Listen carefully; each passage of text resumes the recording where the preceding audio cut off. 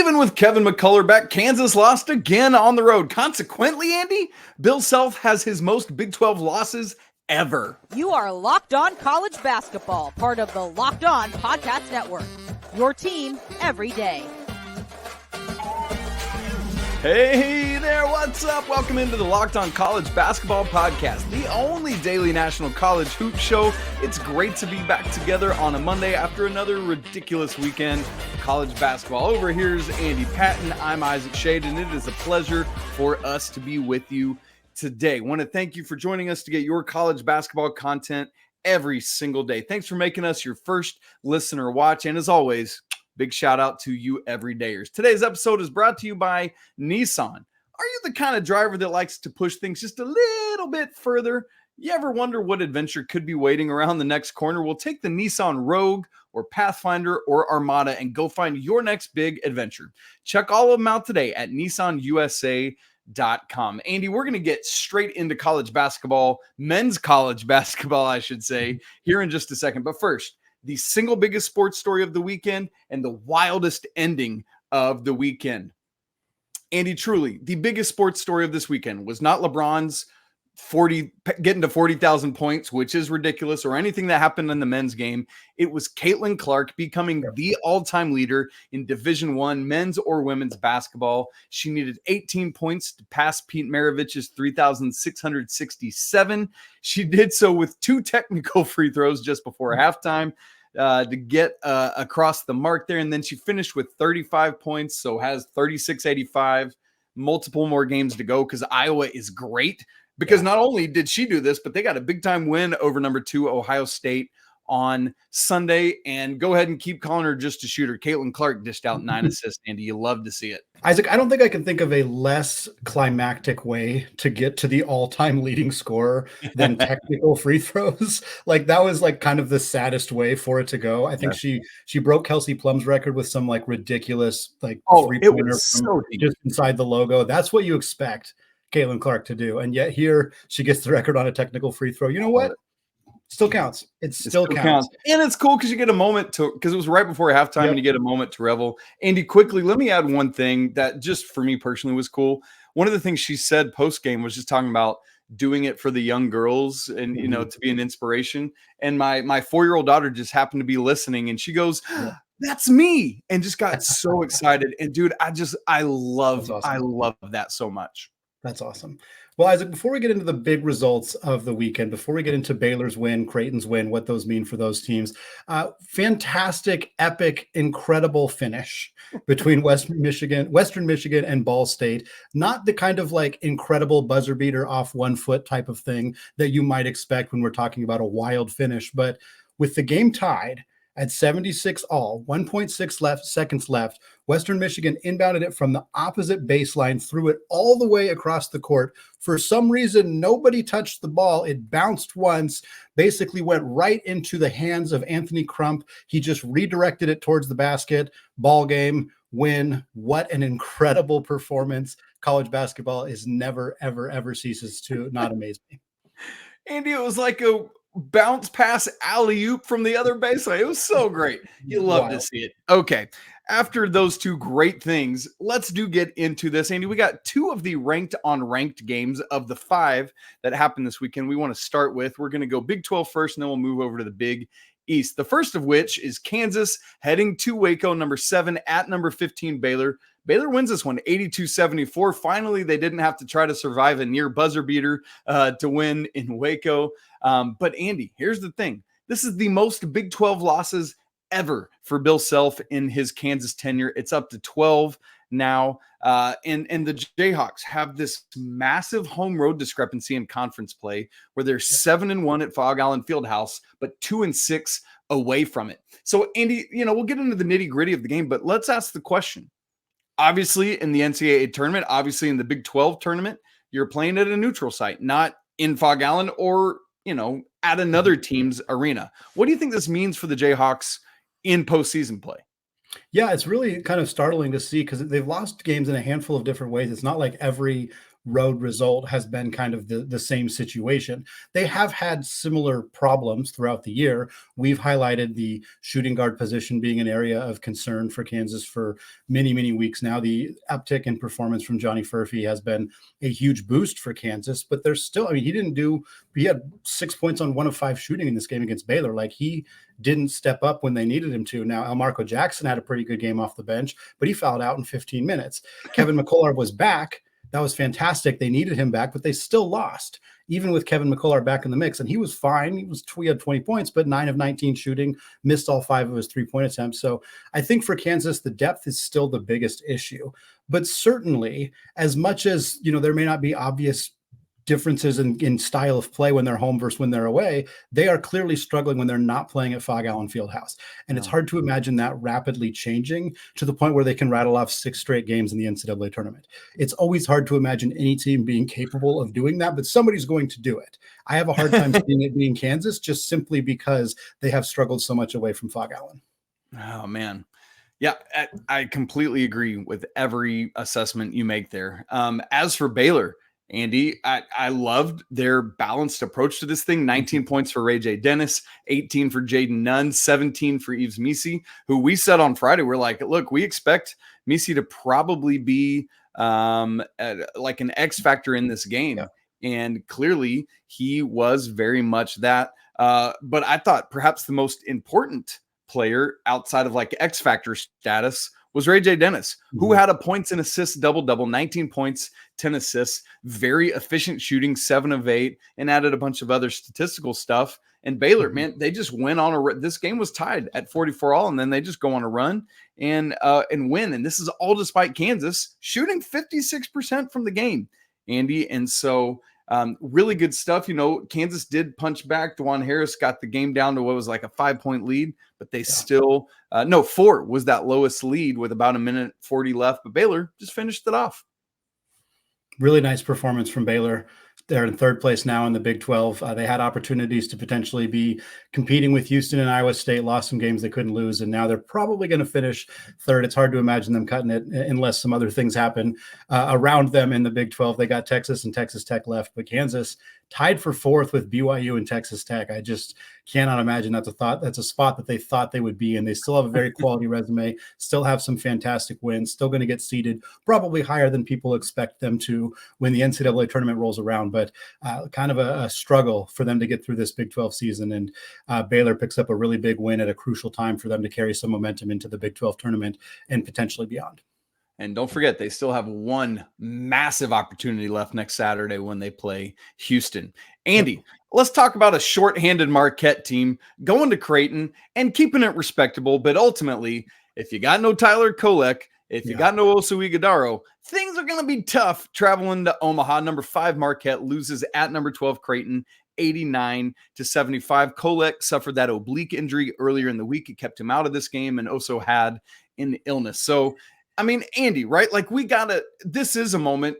I know it's about wins and losses, but there has to be some degree of moral victory in going to Creighton and doing that without 2 of your absolute dudes. Yeah, I think this is really definitive proof of how valuable Tyler Kolek is. That's true. I mean, Marquette had 7 assists in this game total. They had 7 turnovers and 7 assists in this game. Tyler Kolek averages 8 assists per game.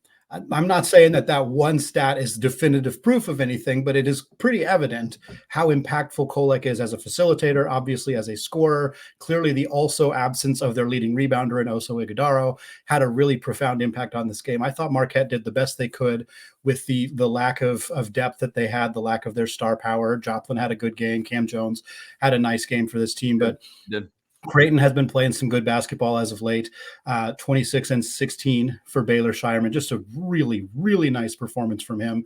Also had 18 points and 11 assists from Trey Alexander. Really good game from him as well. So just good to see Creighton continuing to roll. I think that they're in a good spot right now. They're only a half game back on Marquette for 2nd place in the Big East. Creighton closes at Villanova. They can definitely pick that one up. Marquette, they got UConn and at Xavier. So they got to win both of Phew. those games if they want to stay in that position. If they beat Xavier, if Creighton beats Villanova, then they'll still got that half game lead. So they might still be able to sneak in with second place in the Big East. But those two teams are right neck and neck with each other. Creighton picks up a big win, even if Marquette was shorthanded in this one. Yes, absolutely. And by the way, these two teams split in the regular season, so it's not like one has, like Creighton has the tiebreaker head to head at least over Marquette, Andy. So, man, Big East, interesting stuff there, and we'll get to UConn and their blowout here in a little bit. Yeah, but we want to move on to talk about the SEC. It feels like there's been a lot of conversation around the SEC lately, but it is an incredibly exciting college basketball conference these days, the way that Tennessee has been playing and Alabama and Auburn and so on. And what we saw on Saturday, Dalton Knecht, quiet afternoon. And if we told you that without telling you the result, you might think that Alabama pulled off the upset. Instead, Tennessee still found a way to take down Bama. They now have sole possession of first place in the SEC. But those standings, my friend, they are far from set in stone. And we got more on all of that coming up after a word from today's sponsor, Nissan. Are you the kind of driver that likes to push things just a little bit further? Do you ever wonder what adventure could be just around the next corner? Our friends at Nissan have a lineup of SUVs with the capabilities to take your adventure to the next level. First, there's the 2024 Nissan Rogue. The Rogue is the perfect car for city drives and great escapes. And if you need something, you can call on the class-exclusive built-in Google Assistant. Gone are the days of connecting your phone. Google Assistant, Google Maps, and the Google Play Store are built right in to the 12.3-inch HD touchscreen infotainment system. The 2024 Rogue is the perfect mid-size crossover for your next adventure. They also have the 2024 Nissan Pathfinder. This car has room for up to 8, an expansive cargo capacity, and advanced 4x4 capability. Plus, with over 284 horsepower and up to 6,000 pounds of towing capacity, when adventure calls the Pathfinder, it's there to answer. So take the Nissan Rogue, the Nissan Pathfinder, or the Nissan Armada and go find your next big adventure. Shop nissanusa.com today. All right, Isaac, we are talking SEC hoops yet again here on a Locked On College Basketball podcast. Lots of excitement in that conference. Not just Kentucky. They've been the most oft talked about basketball team in the SEC for decades at this point, but certainly some other teams really stepping up in the mantle. And we want to start with number 4, Tennessee. On the road at Alabama, number 14, another unranked game. We had 4 of them over the weekend. This was a fantastic one. 5 over the weekend, 2 in the SEC. This was the first one, and Tennessee picks up the victory, claiming sole possession of first place in the SEC.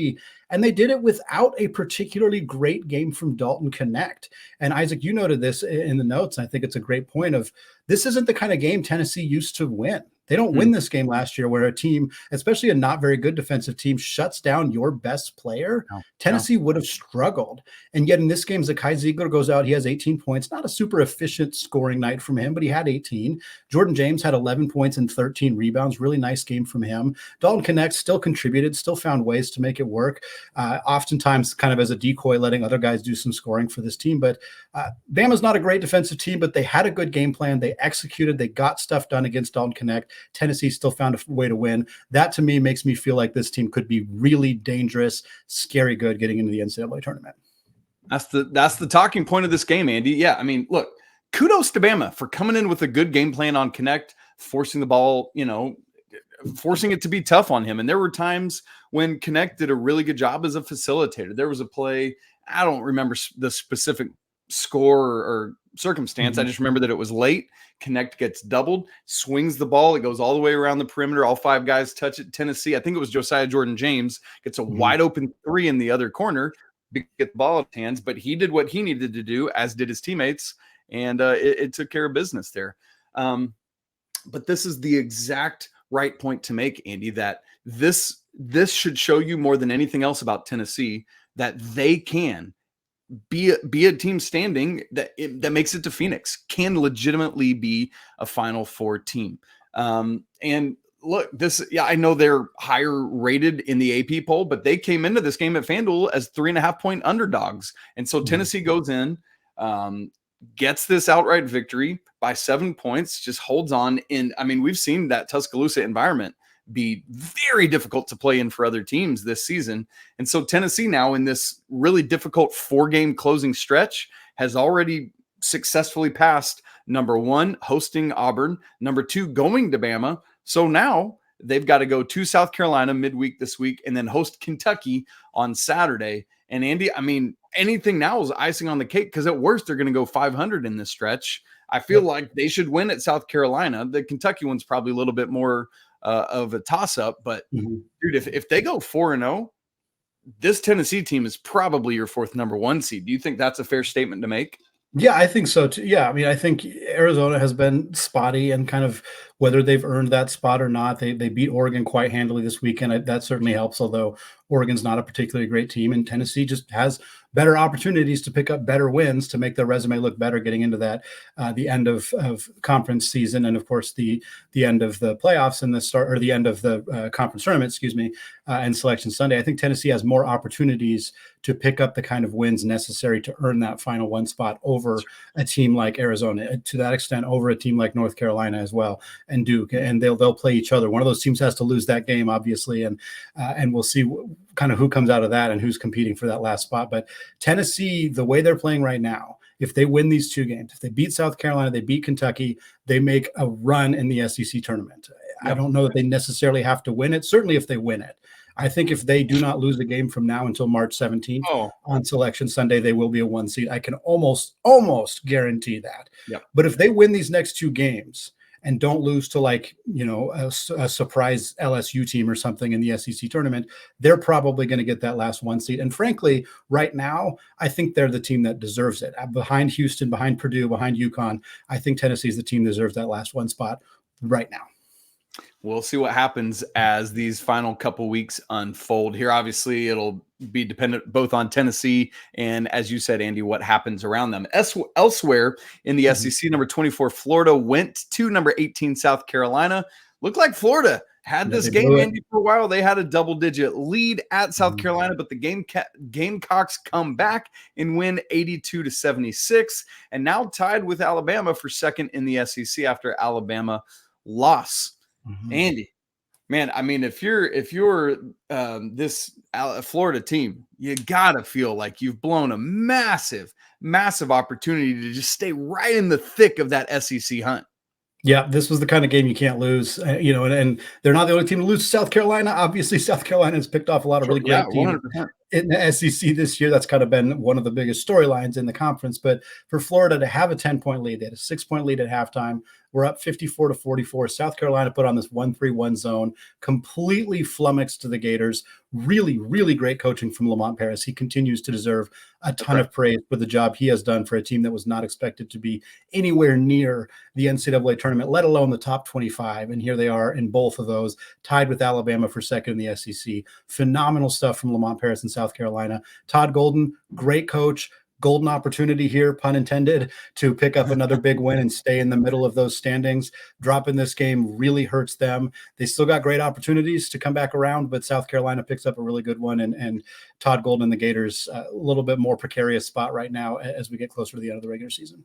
You're absolutely right, Andy. That 1-3-1 zone was the story of the second half of this game that completely changed the tenor and allowed South Carolina to get back into it. And by the way, on the other side of the floor, they scored 51 points in the second half. Meechie Johnson had a fantastic game, 10 of 15 from the field, 25 points, 4 boards, 3 assists, 2 steals. So really good stuff from South Carolina. Was it 2017 when they made the Final Four? Am I thinking right? 2017, because they played Gonzaga in the before Gonzaga won that game and played North Carolina in the championship. That's right. That team was good. That Frank Martin team was good. Yes, so good. So we'll see if South Carolina has some of that 2017 magic in them. Andy, quickly, Kentucky once again scores over 100 points. I think it was their 6th 100-plus point game this season. They win at home 111-102, and you're like, man, that's a great SEC win, until you remember that it was Arkansas coming in. Yeah. Now, ordinarily, we would think, oh, Arkansas, that's a great win. This Arkansas team is not good, Andy, unfortunately. And so the fact that we have to like, oh, man, Kentucky won this great game at home against Arkansas is troubling to me. This was the highest scoring SEC regulation game since 1996. And Andy, here's my question, my wondering. Kentucky has now won 3 straight, and that's awesome. But they have allowed at least 89 points in all 3 of those games, including over 100 points in this one. That's the second time this season allowing 100. The other was to Tennessee. Andy, this is our fear, our concern, our troubling point with Kentucky. That defense is right back down close to being outside the top 100. I think it was 95th right after the game at KenPom. Yeah. You talked about it earlier with not being able to necessarily trust Kansas for 6 straight games. I'm still not convinced that I'm there with Kentucky. Are you? I don't think anybody can be. I mean, anybody who's that confident about Kentucky right now, like they're not playing well on the other end of the floor. Like they're just not. I mean, Arkansas has talented offensive players. I'm not stunned that Arkansas scored 102 points. This isn't the equivalent of Missouri or Vanderbilt or other, not so good Power 6 conference teams in other conferences. Arkansas is talented, but again, like you said, it's not like this is the first time this has happened. They've allowed 89 points 3 consecutive games. They're barely a top 100 defensive team at KenPom. I don't trust John Calipari to make adjustments on a game-by-game basis, depending on a team that they're playing's offensive style and offensive, like where their talent is concentrated. Calipari hasn't proven to be all that great at that. Just being honest, I don't think that that's a huge strength of his. And when you get in the NCAA tournament, you play different styles of teams that come from different conferences. They're used to being officiated different ways, and they're all playing their own unique style of basketball. Part of your job is to exploit the weaknesses that they have that you can take advantage of, and also make adjustments to not let them be able to take advantage of their strengths. I'm just not sure. I think Kentucky has the coaching acumen to be able to make those adjustments. And to me, like, teams that are better than Arkansas are going to be who they face for the rest of the regular season. They got to go to Knoxville next Saturday. Yeah, exactly. They got some really good games left. And I think this Kentucky team from a talent perspective is incredibly good. They're good enough to be an Elite 8 team, a Final Four team. They're totally good enough. But I don't buy that they're going to be coached and directed in a way that allows them to win some of those games against teams that maybe aren't quite as talent rich as them, but are maybe more disciplined, or maybe more structured in their offensive and defensive sets, or maybe more willing to make adjustments in the middle of a game. How often is Kentucky down at like the under 12? They were down at the under 12 in this game. That feels like a time period where they're frequently down because the second half starts with them not adjusting to whatever the other team's adjustments they have made.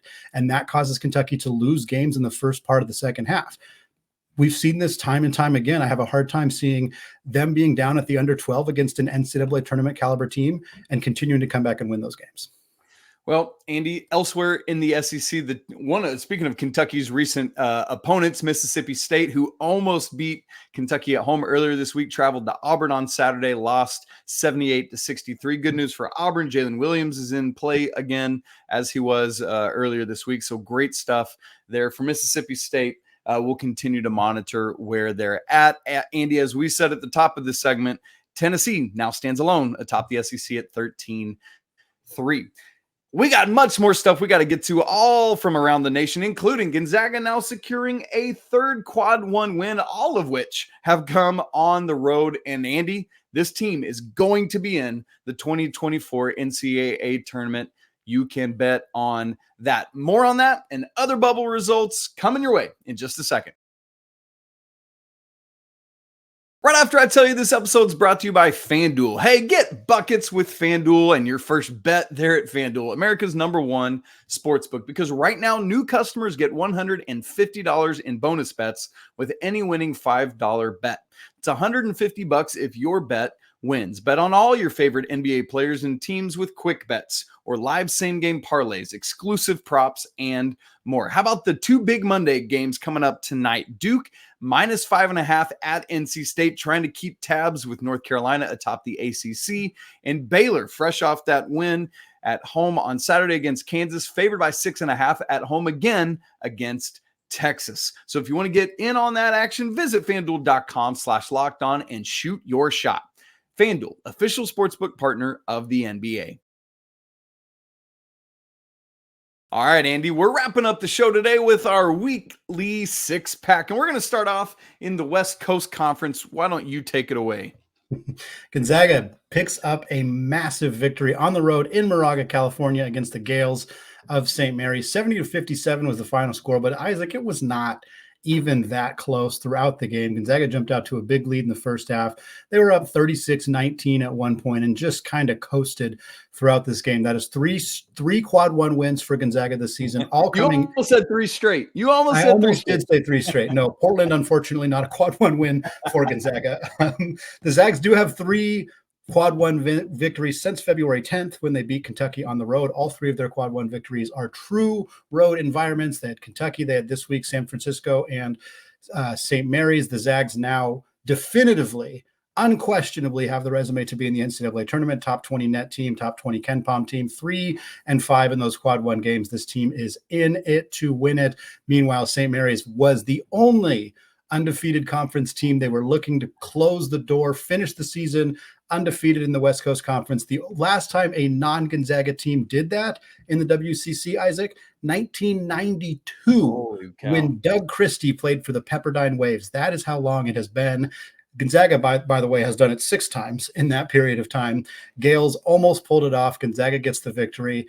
Still, though, St. Mary's has clinched a full share of the WCC title, which I want to give a shout out to another team, Vermont, the Catamounts, now the longest streak of either outright or at least sharing the title of their conference in the America East. They have now done it for 8 straight years. Gonzaga previously had the record for the longest streak of either winning or sharing. St. Mary's has won it outright. Good for the Gales, good for the Catamounts to now have that overall record, 8 straight years winning the America East.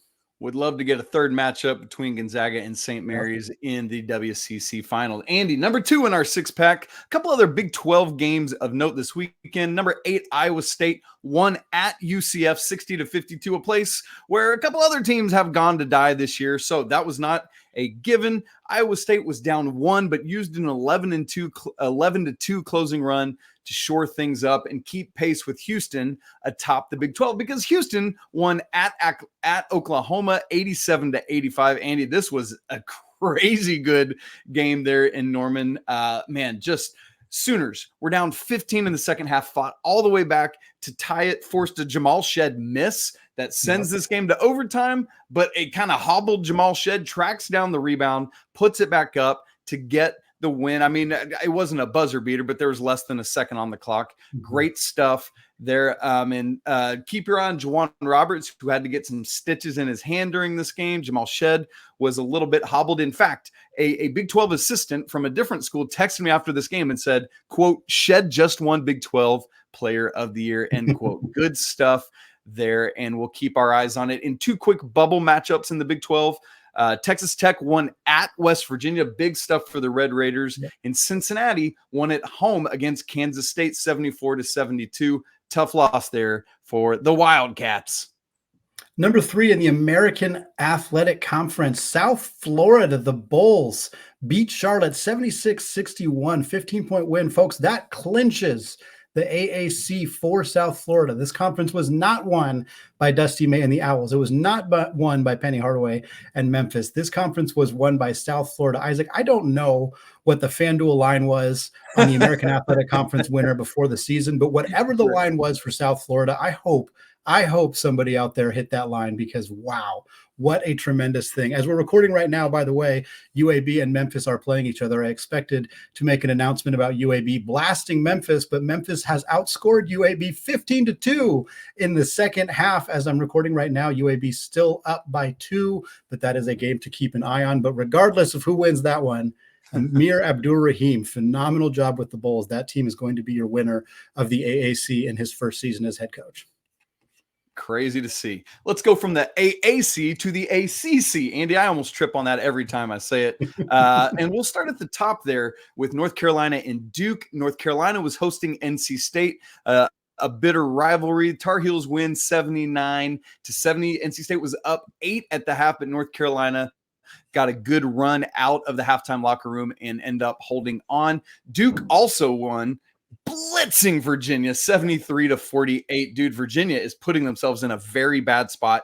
once again does not score over 50 points. Andy, off the top of my head, I believe that's 4 times now in the last 5 games that they have been below 50. A couple tough results for some of the bubble teams in the ACC. Wake Forest loses again on the road. It was at Notre Dame earlier in the week. It was at Virginia Tech on Saturday, 87-76. Clemson lost at Notre Dame. We think they were in a better spot, but Notre Dame wins 69-62. Look, the Fighting Irish have won 5 of their last 6. Micah Shrewsbury is going to get himself some ACC Coach of the Year votes. Why? Because teams that are expected to suck, who are middling, get votes for their coach. So we'll see what happens there. And then Pitt won at Boston College. So that's one of the ACC bubble results. That was a positive. Going to the Big East, we had a double bubble game between Villanova and Providence. What we were hoping for, or if you were a fan of a team on the bubble, you wanted to see a blowout in this game, so somebody's net ranking would take a tumble. Did not happen. Villanova did win this one, but it was 71-60 was the final score there. The other result in the Big East, Seton Hall on the road at UConn, looking to pick up a monster win, potential opportunity to make a huge splash and get Shaheen Holloway's team back in a better spot towards the bubble. Instead, UConn does what UConn does. 30-point win, 91-61 for the Huskies in this one. Donovan Clingan, 19 and 11 on 7 of 12 shooting. They were just too deep and too physical in the front court, out-rebounded the Pirates by 12. UConn continues to roll. Seton Hall now in a bit scarier position as they look to try to continue to fight for a spot in the NCAA tournament. Andy, grab bag for number 6 in our 6-pack. Number 13, Illinois goes to Wisconsin, who Wisconsin needed this game so desperately. Illini win 91-83, despite Wisconsin having been up at home in the second half with 11 minutes to go. This was a great back and forth game, but goodness, when Marcus Damask and Terrence Shannon are going, it's hard to stop the Illini. Damask has 31 points. Shannon has 23. Illinois, they just created a little bit of space down the stretch of the game and ended up winning by 8 on the road. Good stuff there. Oregon at number 6, Arizona. Go Wildcats, won 103-83. Arizona just dominated this game, Andy. Oregon has fallen off a cliff, in my opinion. Double-double for Umar Ballo, 11 and 12. 3 different Wildcats had 20 or more points. Caleb Love, Pella Larson each had 22, and Kashad Johnson had 21. Not to mention Kylan Boswell with 19 coming off the bench, interestingly enough. And Cuisinart in a loss had 39 points. Yeah. Andy, sticking in the Pac-12, UCLA went to Wazoo. Wazoo just needs to keep winning, and they did 77-65. Michigan State, gosh, they need some wins. They almost made a game of it at number 2, Purdue, but Purdue wins 80-74. And Andy, we talked about it on Friday, but the problem for the Spartans, they had lost 2 games they were supposed to win ahead of a game that they shouldn't win. And now, consequently, they're on a 3-game losing streak. So we'll see what happens here in the final week and then the Big Ten tournament for Michigan State. But for Purdue, they continue to cement themselves as a 1 seed. We mentioned it earlier, but Big Monday coming up tonight. Duke at NC State, 7 Eastern on ESPN. Texas at Baylor, 9 Eastern, also on ESPN. One more quick check on Memphis UAB. Tigers are up 67-64 with 15:42 to go. Andy, Isaac, go ahead. No, I was gone. What were you going to say? As you can tell, it's a good day of college basketball, or a good weekend of college basketball, and we don't get to Purdue till after the 30-minute mark of the show. Really nice performance from the Boilermakers to pick up that win over Michigan State. Puts the Spartans in a tough spot, but I am excited to be back on Tuesday with you all. You, Isaac and I, talking about Duke, NC State, talking about Texas, Baylor, getting you ready for the rest of the week as we get closer and closer to those conference tournaments. Some of them starting as soon as this upcoming week. We'll get you primed for all of those as well as we get closer to Selection Sunday and the biggest, maddest March that there's going to be in a long time, because I think this is going to be an absolute blast. Folks, thank you so much for making the show your first listen or your first watch of the day. Join us on our Discord channel if you have not done so yet. There is a link in the show notes on audio and video platforms. Apologies to the lawyer family for waiting so long to talk about Purdue. As Isaac said, let's go Wildcats. And until Tuesday, peace out.